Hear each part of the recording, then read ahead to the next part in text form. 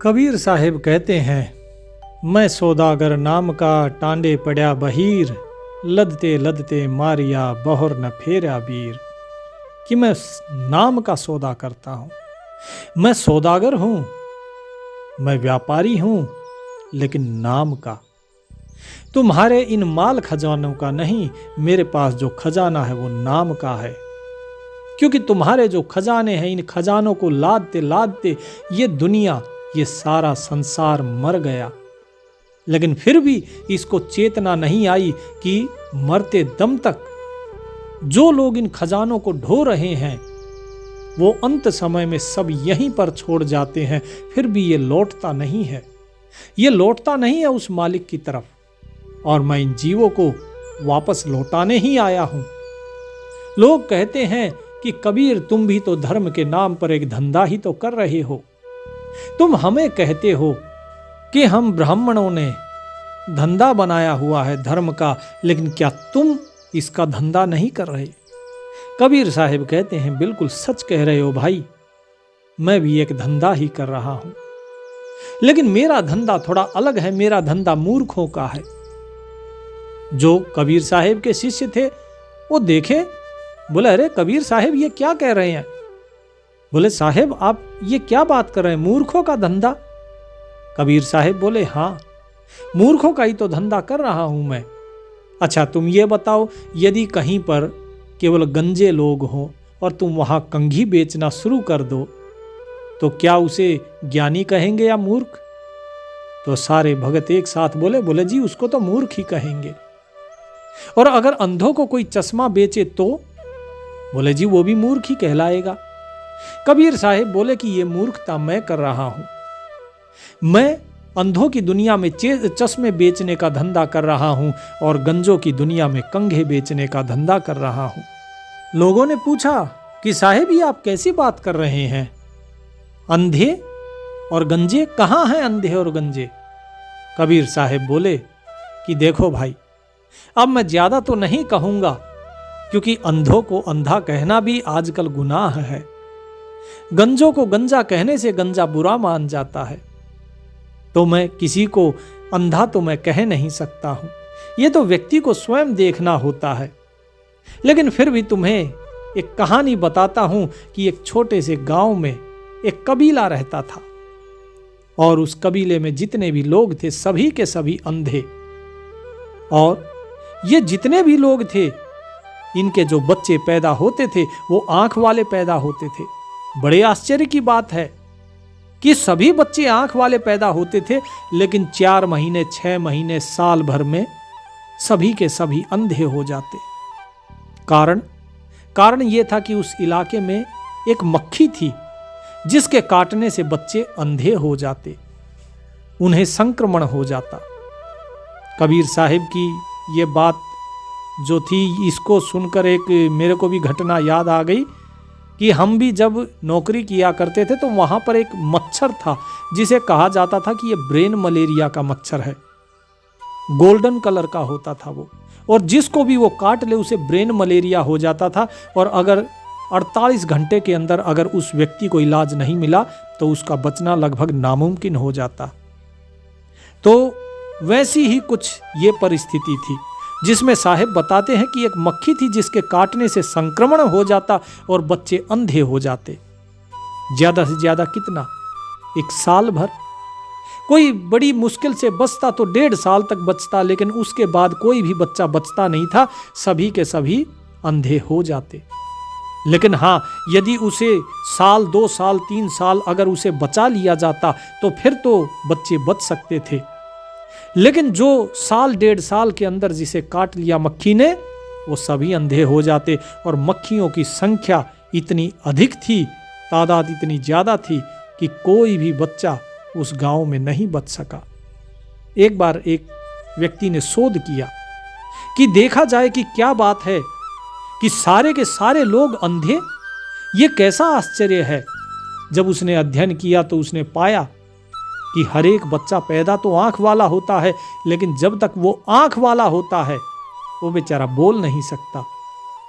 अब 6 महीने का समय लंबा होता है, साल भर 1.5 साल का समय तो बहुत लंबा होता है, और मक्खियां बहुत ज्यादा है। आमतौर पर 6 महीने के भीतर वो उसे अंधा कर देती है, और जब तक वो बोलने योग्य होता है बालक, तब तक वो अंधा हो चुका होता है। जब तक आंख होती है तब तक वो बोल नहीं सकता। इसलिए उस कबीले को पता ही नहीं कि आंख जैसी कोई चीज भी होती है।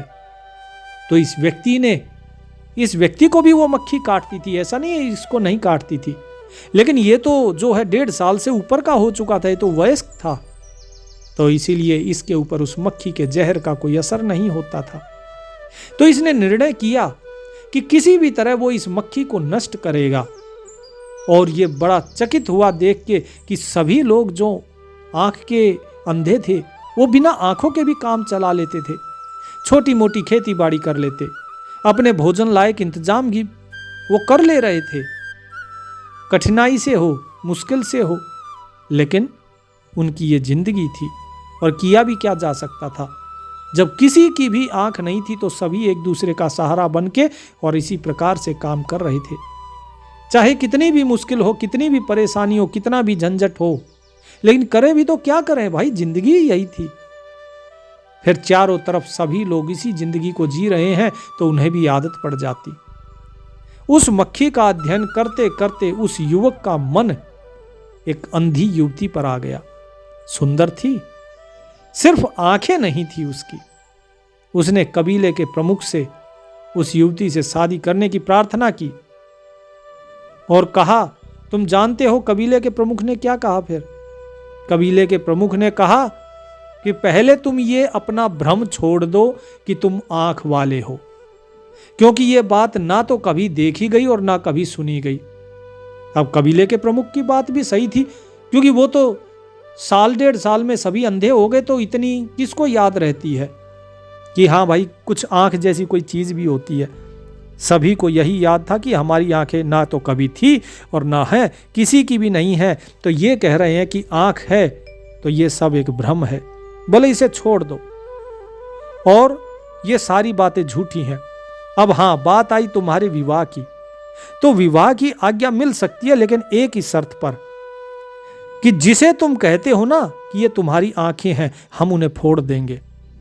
तुम अंधे होने को अगर राजी हो तो हम विवाह कर देंगे, तब तुम हमारी जाति के हो जाओगे। अब तुम सोच लो, अगर तुम आंख वाले ही रहना चाहते हो तो हमें माफ करना, तुम किसी और दुनिया के आदमी हो, हमारी जाति के नहीं। कल सुबह आना और अपना निर्णय बता देना। रात भर वो सोचता रहा कि क्या करें, क्या आंखें गंवा दे, मगर इन्हीं आंखों के कारण तो उसने उस स्त्री के सौंदर्य को देखा था, उसका दीवाना हुआ था। और इन्हीं आंखों की देन है कि उसने सौंदर्य को देखा।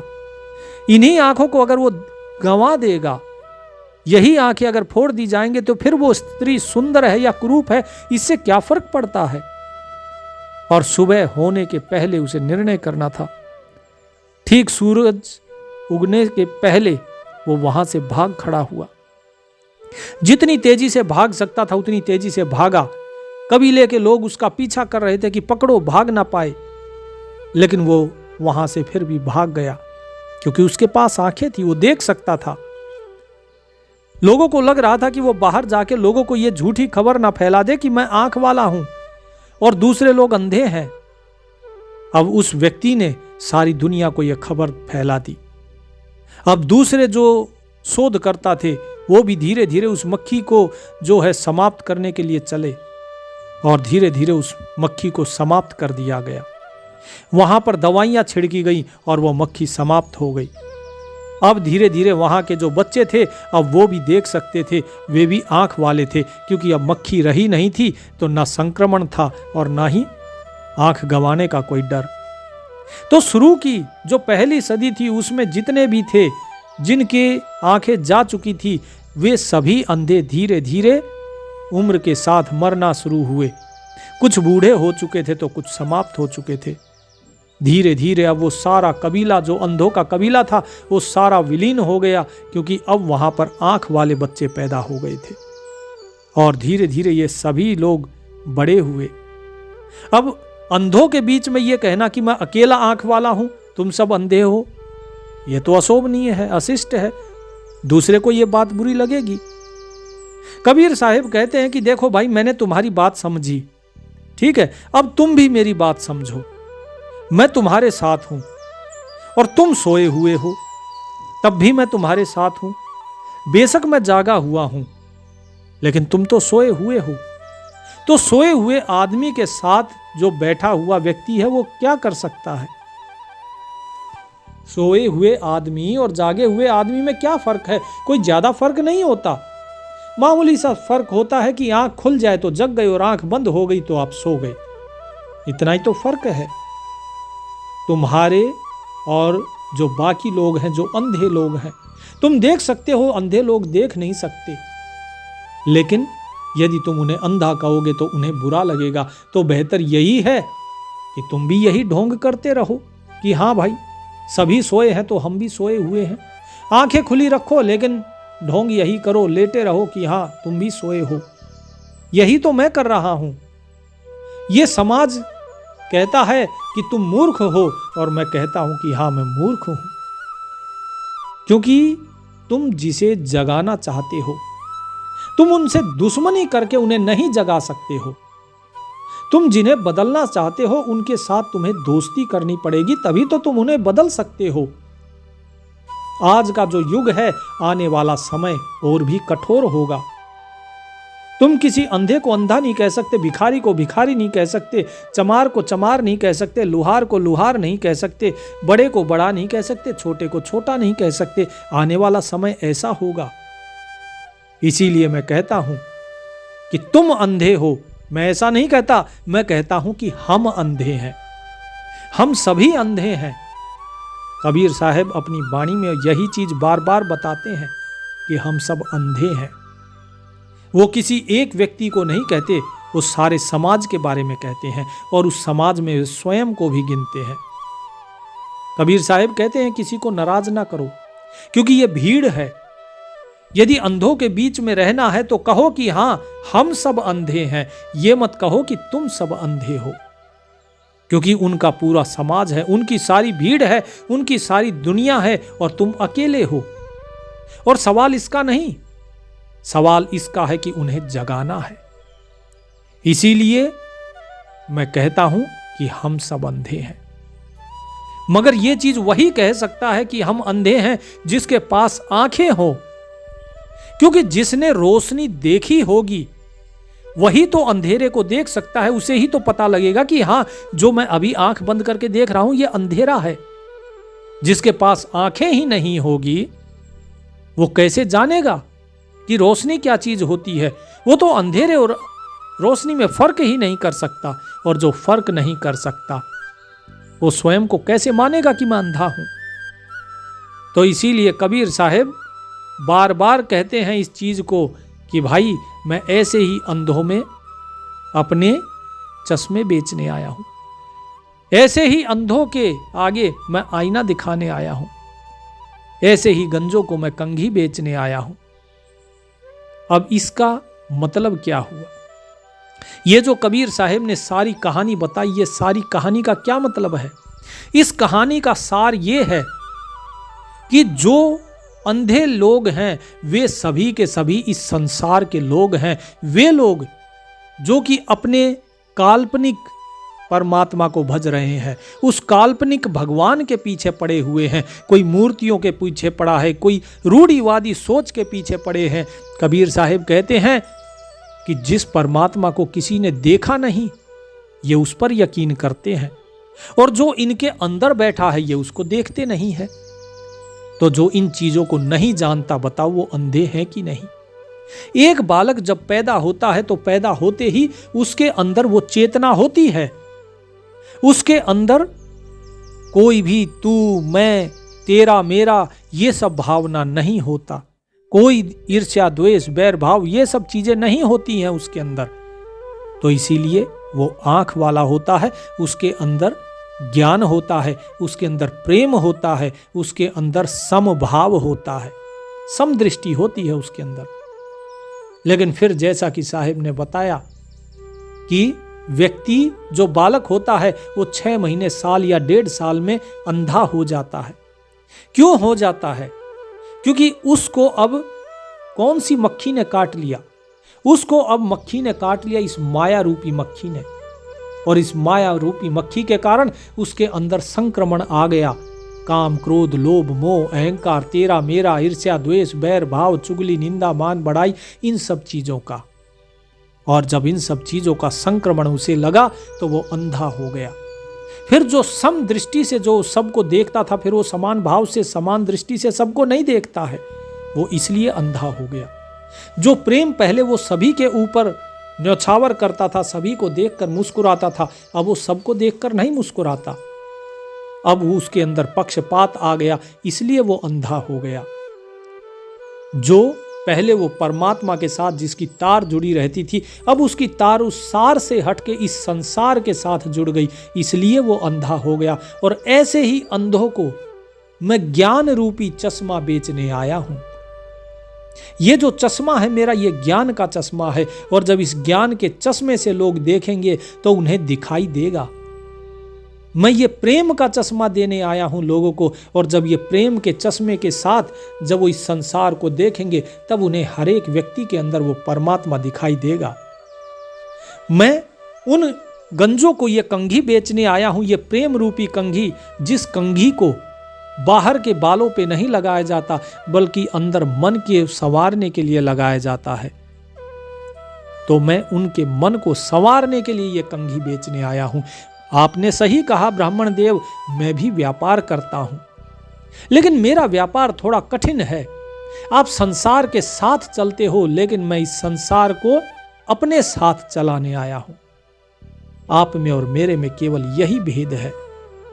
आप कहीं निर्गुण के पीछे भागते हो, कहीं सगुण के पीछे भागते हो, लेकिन मैं इन सब से इस संसार को मुक्त करने आया हूं। जब कबीर साहिब ने इस निर्गुण और सरगुण की चर्चा करी, जब इस बारे में कहा, तो कहते ही जो ब्राह्मण है वो बोले निर्गुण सरगुण, क्या है ये निर्गुण और सगुण? क्या आपको नहीं लगता तुम जिस परमात्मा की बात कर रहे हो वो निर्गुण कैसे हुआ? क्या उसके अंदर कोई गुण नहीं है? वो तो सगुण है। कबीर साहिब ने कहा, तो मैंने कब कहा कि उसके अंदर गुण नहीं है? लेकिन कौन से गुण है जरा बताओ। जिसके अंदर गुण नहीं है वो क्या है? निर्गुण सरगुण माया संतो, निर्गुण सरगुण माया ताते सतगुरु भेद लखाया।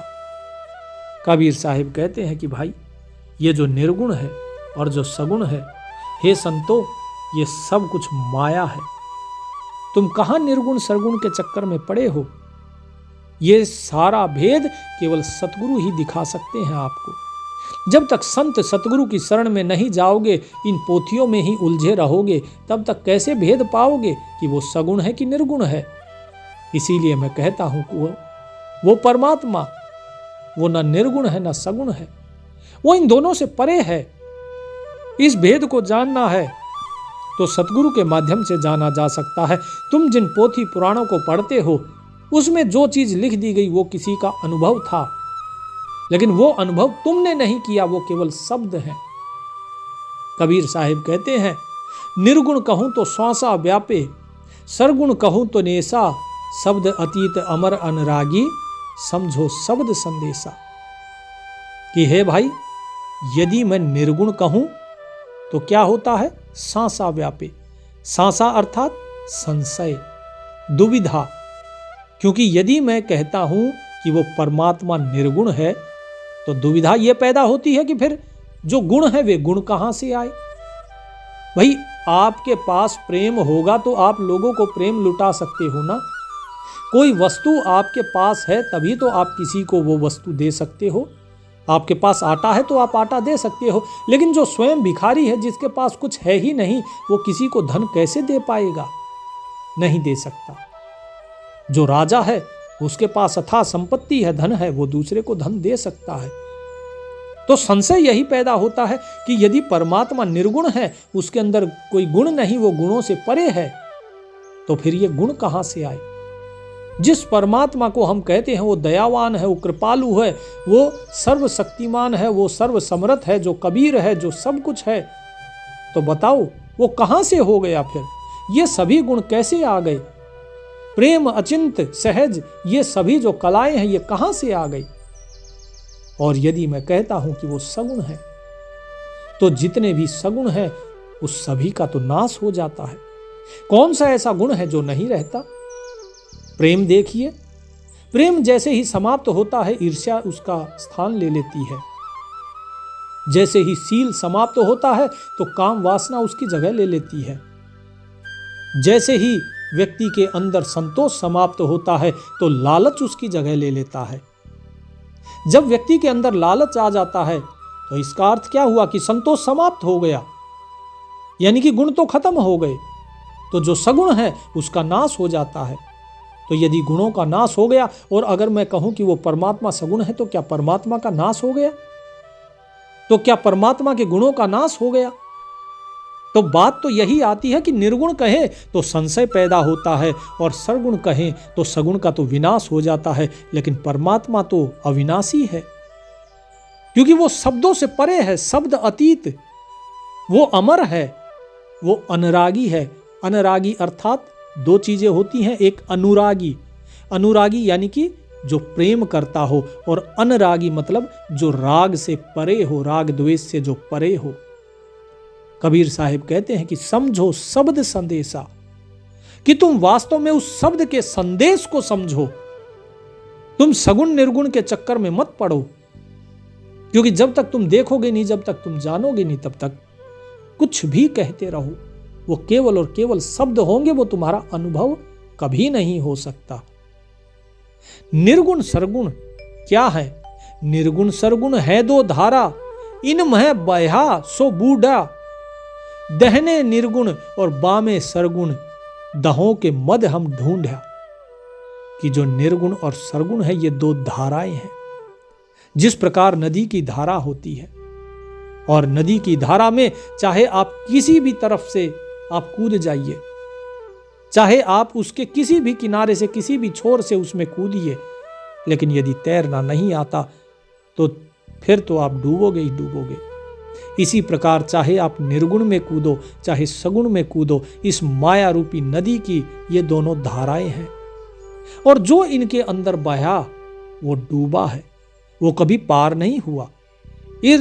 इसलिए जो सगुण के उपासक हैं वो भी मुक्ति प्राप्त नहीं कर पाते, और जो निर्गुण के उपासक हैं वो भी मुक्ति प्राप्त नहीं कर पाते। तो जब तक इन दोनों से परे वास्तविक सत्य को नहीं जानोगे, तब तक मुक्ति नहीं है। दहने निर्गुण और बामे सरगुण, कि बाएं हाथ की धारा जो है इस माया रूपी नदी की वो सगुण है, दाहिने हाथ की जो धारा है वो निर्गुण है। लेकिन इन दोनों के मध्य में आपको ढूंढना होगा, और हमने इन दोनों निर्गुण सरगुण के बीच में ढूंढा, अर्थात ना निर्गुण और ना सगुण, इन दोनों से परे जब हमने ढूंढा तब हमने उसको पाया। तो क्या पाया? आपने कैसा देखा उसे? आप कहते हैं कि निर्गुण सरगुण के परे हमने ढूंढा तब आपको वो मिला, तो कैसा मिला? तो साहिब कहते हैं कि चिस्म्यों आगे बिंब बिहास्या, नासा अगर निराला, सोहंग सार झड़े अनरागी, निरखे मोटे ताला। कि भाई देखो, चिस्म्यों अर्थात आंखें, आंखों के आगे बिंब बिहास्या, यानी कि आंखों के आगे हमें वो प्रतिबिंब जो है वो प्रकट हुआ, वो दिखाई दिया। प्रतिबिंब किसका? प्रतिबिंब यानी कि प्रकाश रूपी, यानी कि वो आंखों के आगे वो प्रकाश दिखाई दिया। अब ये आंखों के आगे कैसे? ये खुली आंखों की बात नहीं हो रही, ये बताया जा रहा है साहिब के द्वारा कि जो दोनों आपकी आंखें हैं, इन आंखों के ऊपर अर्थात जो त्रिकुटी है, दोनों भ्रिकुटियों के बीच में, बोले वहां पर प्रकाश हमें नजर आया, दोनों के बीच में। तो यहां पे अब आप समझ रहे होंगे कि दहने निर्गुण और बामे सरगुण का क्या मतलब था। दहने यानी कि जो आपकी दाईं तरफ की नासिका है, और जो बाईं तरफ की नासिका है, यानी इला पिंगुला के बीच में जब ढूंढा तो दोनों आंखों के बीच में वो नजर आया, वो परमात्मा का प्रकाश। नासा अग्र निराला, नासा अर्थात नाक, अग्र माने आगे, निराला मतलब कि जो निराला है, जो सबसे अलग है, कि ऐसा निराला प्रकाश हमें तब दिखाई दिया जब नाक के आगे के जो हिस्सा है उससे जब हमने सांसों को परखा। क्योंकि जब नाक के द्वारा सांसें आप लेते हैं तो सबसे पहले वे जो श्वास है वो इस नाक के अगले हिस्से पर टकराती है और वही श्वास फिर धीरे धीरे प्रकाश रूप में परिवर्तित होकर और ऊपर आंखों की तरफ चलती है और वहीं पर फिर वो प्रकाश, वो जो बताया जा रहा है प्रतिबिंब, जो नूर, उस नूर के दर्शन हुए। फिर क्या कहा? सोहंग सार झड़े अनरागी कि सोहम। क्या बताया? सोहम। सार कौन है? सार वो परमात्मा है। झड़े अनरागी, अनरागी मतलब जो राग से परे है। झड़े अर्थात जैसे बोलते हैं ना बारिश में कि झड़ लग गया भाई, लगातार जब बारिश हो रही हो तो यानी कि जब उस परमात्मा का दर्शन होता है, निरंतर उस प्रकाश को जब हम देखते हैं, तब साहिब बता रहे हैं कि वो जो सार है वो परमात्मा है कि उसका झड़ लग गया। फिर वो निरंतर मुझे दिखाई दे रहा था और फिर क्या कहा? सो हम, कि हमने जाना कि वो जो परमात्मा है वास्तव में वही हम हैं, हमारा और कोई अस्तित्व ही नहीं। हम जो स्वयं को शरीर मानते हैं, हम स्वयं को मन मानते हैं, हम स्वयं को इंद्रिय मानते हैं, हम स्वयं को बुद्धि मानते, बोले ये सारी चीज़ों से परे वो जो मालिक है, बोले वही वास्तव में हम हैं। जिस प्रकार मनुष्य के हाथ की जो उंगलियां हैं वो और कोई नहीं होती, वो अगर ये कहे मैं ये काम करती हूँ, कोई दूसरी उंगली कहे मैं ये चीज़ें उठा सकती हूँ, नहीं, ये सब कुछ केवल व्यक्ति करता है। व्यक्ति उन उंगलियों के माध्यम से उन चीज़ों को उठाता है, वास्तव में उंगलियां नहीं उठाती। वो मर्जी होती है व्यक्ति की, जब व्यक्ति की मर्जी होगी तभी वो कुछ कर सकती हैं। ठीक इसी प्रकार साहिब कहते हैं कि वही सब कुछ करने वाला है, वही कर रहा है। निरखे मोटे ताला, और फिर हमने, मोटे यानी कि बड़ा, गुजराती में मोटे को क्या बोलते हैं? बड़ा, बड़ा भाई, मोटा भाई, ठीक है, कि हमने उस विशाल, बड़ा अर्थात विशाल, उस विशाल को देख लिया, उस परमात्मा को हमने देख लिया। फिर बाहर की आंखों से नहीं, वो अंदर की आंखों से। और फिर क्या कहा? जहां बंदी छोड़ कबीर विराजे, अगरी चोर ढुरंता, जन दास गरीब कहे रे साधो, 12 मास बसंता। जिस प्रकार वसंत ऋतु होती है, बड़ी सुहावनी होती है, बड़ी मधुर बयार चलती है, हवा चलती है, जहाँ पर पत्ता पत्ता खिलता है, कलियाँ खिलती हैं, वहाँ पे कोई मुरझाता नहीं है, उसमें फूल ही फूल खिले रहते हैं, खुशबू ही खुशबू फूलों की फैली रहती है। बड़ी सुंदर जो ऋतु होती है, सबसे सुंदर वो वसंत ऋतु मानी जाती है। तो क्या कहते हैं कि जब उसे देखा, कहाँ पर देखा? नाकों के द्वारा, नाक के द्वारा जब श्वास को हमने परखा तो यही श्वासें धीरे धीरे त्रिकुटी में गई और वहां पर उस मालिक को नूर रूप में हम देख रहे हैं, सार को नूर रूप में हम देख रहे हैं और देख रहे हैं कि वही हम हैं। और वहां पर फिर कौन विराजमान है? वहां पर विराजमान है बंदी छोड़ कबीर। बंदी छोड़ कबीर साहिब वहां पर विराजमान है। बंदी छोड़ क्यों कहलाया? क्योंकि वो सभी बंधनों से हमें मुक्त करता है। अमर करूं सतलोक पठाऊं, ताते बंदी छोड़ कहा हूं, कि जीवों को अमर करके इस जन्म मृत्यु के चक्र से निकाल के और उसको मैं सतलोक भेजता हूं, इसीलिए मुझे बंदी छोड़ कहा गया है, इसीलिए मैं स्वयं को बंदी छोड़ कहलाता हूं। तो साहेब कहते हैं जहां बंदी छोड़ कबीर विराजे, अगरी चोर ढुरंता, और चंवर ढुर रहे हैं। चंवर क्या चीज होती है? जो आपने देखा होगा ना, गुरु ग्रंथ साहिब जी के ऊपर ढुराते हैं। जो आपने देखा होगा, जो राजे महाराजे होते थे, उनकी बगल में सेवक सेविकाएं खड़े होकर चंवर ढुराती हैं उनके सर के ऊपर, वो चीज। तो बोल रहे हैं कि वहां पे उनके ऊपर चंवर हो रहा है और वो परमात्मा, वो बंदी छोड़ कबीर, वो वहां पर विराजमान है। तो जो ब्राह्मण थे वो पूछते हैं, अच्छा तो मतलब आप ये कहना चाहते हैं कि आप बंदी छोड़ हैं? आप सभी बंधनों से मुक्त कर देते हैं, आप कबीर हैं। तो जरा बताइए कि किस प्रकार से आप जो है लोगों को मुक्त करते हैं, किस प्रकार से जीवों को इस संसार से मुक्त करते हैं। तो साहिब कहते हैं, सप्तपुरी पर सार चलाऊं तो सतगुरु का चेरा, 14 कोटि कटक दल काटो ज्ञान शब्द समसेरा। कि भाई मैं सातों जो पुरियां हैं, जो सातों लोक हैं, इन सभी के ऊपर मेरा हुक्म चलता है। और जब मेरा हुक्म इन सब के ऊपर चलेगा और जब मैं इन सातों को पार कर सकता हूं और सभी को पार करा सकता हूं, तभी मैं स्वयं को सतगुरु का चेला कहता हूं, क्योंकि इतनी सामर्थ्य उस सतगुरु ने मुझे दी है। 14 कोटि कटक दल काटो, कि जो 14 भुवन हैं, 14 लोक हैं, इन सभी के सारे बंधन को मैं काट सकता हूं। किसके माध्यम से? ज्ञान शब्द समसेरा, कि उस शब्द के ज्ञान से, अपने ज्ञान रूपी शब्द की तलवार से मैं इस सारे भव बंधन को, 14 लोक 14 भुवन का जो बंधन है, इन सभी भुवनों के इस भ्रमजाल को मैं काट सकता हूं। चित्रगुप्त के कागज कीरो मेटो सकल बखेरा, धर्मराय की बंद छुटाऊं झिलमिल नूर उजेरा। कि जो चित्रगुप्त हैं उसके सारे लेखे जोखे को मैं फाड़ दूंगा, और जितना भी ये सारा बखेड़ा जो कर्म जाल और जन्म मरण का है, इस सब से तुम्हें मुक्त कर सकता हूं मैं।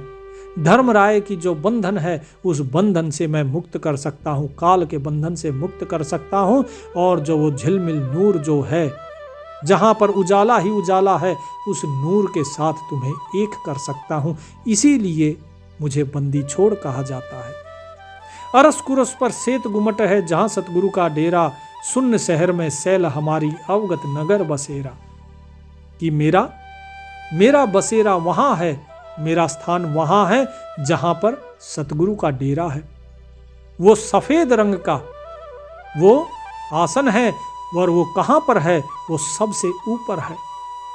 और वो कौन सा शहर है? वो है शून्य शहर। और उसी शून्य शहर में हमारी सैल होती है, हमारा सफर होता है।